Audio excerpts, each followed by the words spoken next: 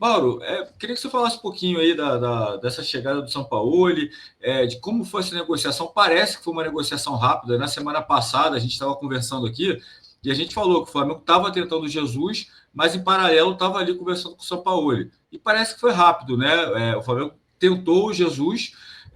Acho que era uma obrigação do Flamengo tentar, por toda a história, por tudo que clamor que tem em volta do Jesus, né? Mas viu que estava difícil e foi ali no São Paulo que, como você falou, já desejava o Flamengo há muito tempo. E na coletiva ele falou, né, que tinha outras possibilidades, mas que para ele não tinha Europa, não tinha nada. Que aonde ele queria estar agora era no Flamengo, né, Mauro?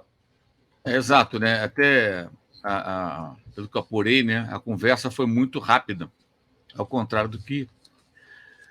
Quase pirrei aqui. Ao contrário do que aconteceu com o Jorge Jesus, né, que não teve uma conversa, digamos assim, muito objetiva sobre a alegação de que ele está lá empregado, lá no Fenerbahçe e tudo mais. Quando o Flamengo, até como eu disse na semana passada, o Flamengo ia atrás de Jesus para ouvir o não. Pode parecer bizarro, não, mas você vai atrás de alguém para ouvir o não? Sim, ouvir o não, para que depois a torcida não possa ficar dizendo, olha, nem tentaram o Jorge Jesus. Ainda assim, tem gente dizendo que não tentou direito, que tinha que tentar de outra forma, ou que tinha que esperar o Jesus até o ano 2054, ou que talvez tivessem que dar o CT de presente para ele, ou, sei lá, erguer uma estátua na Avenida Rio Branco, no centro da cidade, alguma coisa assim. Quer dizer, não adianta, porque assim, as pessoas que. Os jesuítas, digamos assim, eles acham que o Flamengo tem que fazer qualquer coisa para ter a volta do Jorge Jesus, não importa quanto custe, não importa quanto tem que esperar, não importa quanto você tem que descer para se rastejar até atrás de um profissional. Isso tudo que eu estou dizendo não significa não gostar do Jorge Jesus, não significa não reconhecer seu valor como técnico, não significa não reconhecer o belíssimo trabalho por ele realizado, sempre digo, para mim é disparado o melhor trabalho de um técnico estrangeiro no futebol brasileiro, porque não foram só os números e as vitórias, foi a maneira como elas foram construídas, a forma como o time jogou, algo que a gente não via e continua sem ver.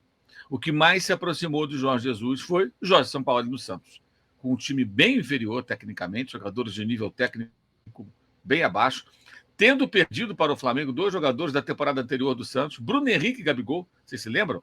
Os dois jogavam no Santos em 2018.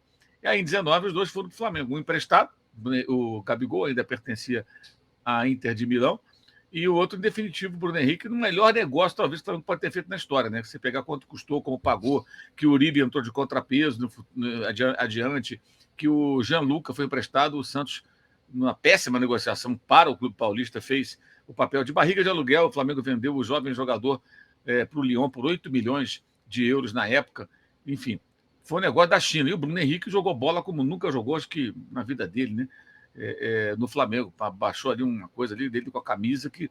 E o time muito forte, claro, e o Jorge Jesus, né? Que potencializou o futebol dessa rapaziada toda.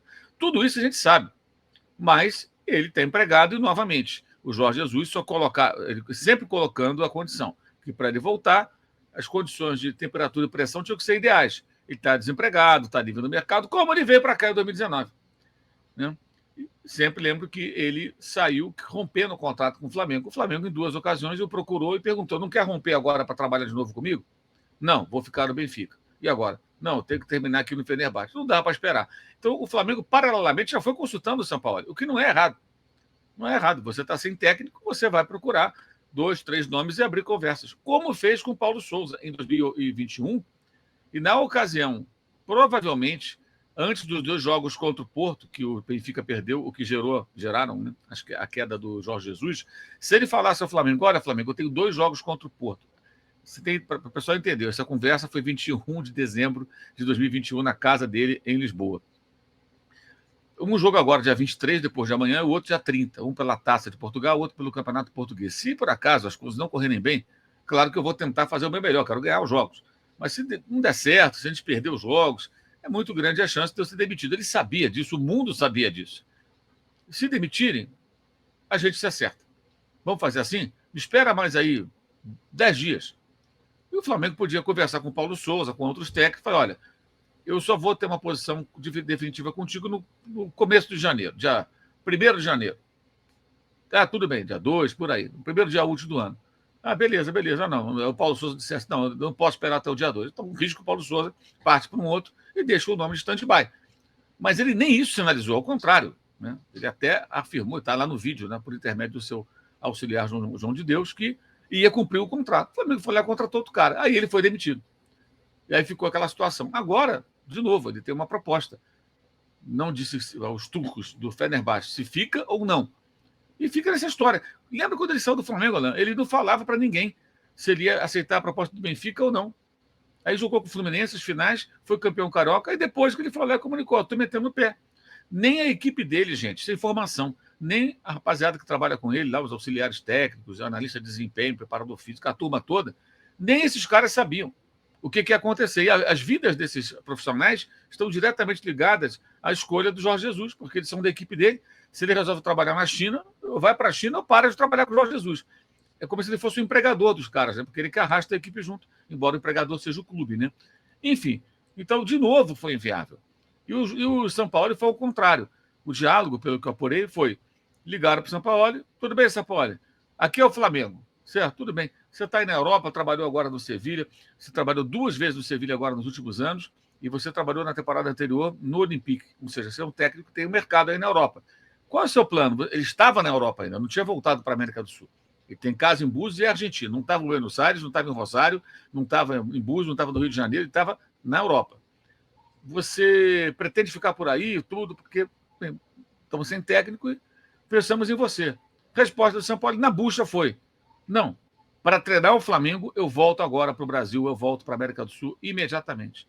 E aí tudo ficou muito fácil, porque um demonstrou enorme interesse e o outro tinha todos esses obstáculos. Falava que queria, mas não estava disposto a romper contrato, que é um direito que também tem o JJ. E o Flamengo vai e contrata o Jorge Jesus, o Jorge Sampaoli, que tem um estilo que combina bastante com tudo que as pessoas pedem aí do Flamengo, né? Não, o Flamengo tem que ter a bola, o Flamengo tem que agredir. Eu concordo, o Flamengo tem que prioritariamente jogar assim, porque tem uma característica do clube, né? Ainda mais jogando no Maracanã, que é agredir, atacar, prevalecer mando de campo, sempre foi assim nas boas fases. E tem elenco, né, para jogar de uma forma, digamos assim, mais propositiva, querendo ter a bola, querendo atacar, querendo dominar o adversário. Tudo aquilo que o Jorge Jesus proporcionou ao Flamengo. E é bom dizer também, sempre que também o Flamengo proporciona muito a ele. Né? Tanto que ele não foi campeão de mais nada depois do Flamengo. Então, se ele foi bom para o Flamengo foi muito bom para ele, foi ótimo para ele. Isso, para mim, é inegável. Uma via de mão dupla em que todos saíram felizes. Só o rompimento que não foi tão feliz, porque foi muito precoce. Ele tinha mais a dar ao Flamengo, e acho que o Flamengo tinha mais a dar a ele. Se ele tivesse ficado por aqui, talvez ele não ganhasse o dinheiro que ele ganhou lá fora, porque ele fez contratos muito bons com clubes que estão na Europa, e o euro vale muito mais do que o real. E naquela época chegava ali até 6 e tanto, quase 7, né, em dado momento. Mas ele teria sido muito mais feliz, porque provavelmente teria ganho títulos, né? E a idolatria da torcida seria maior, o nome dele estaria gravado com mais, digamos, mais forte no futebol brasileiro, e a repercussão em Portugal seria maior do que melhor do que a que aconteceu, porque aconteceu foi o quê? Não deu certo no Benfica e foi demitido. Né? E se você pegar os jornais portugueses, não se fala dele hoje, no Fenerbahçe, como falavam quando ele estava no Flamengo.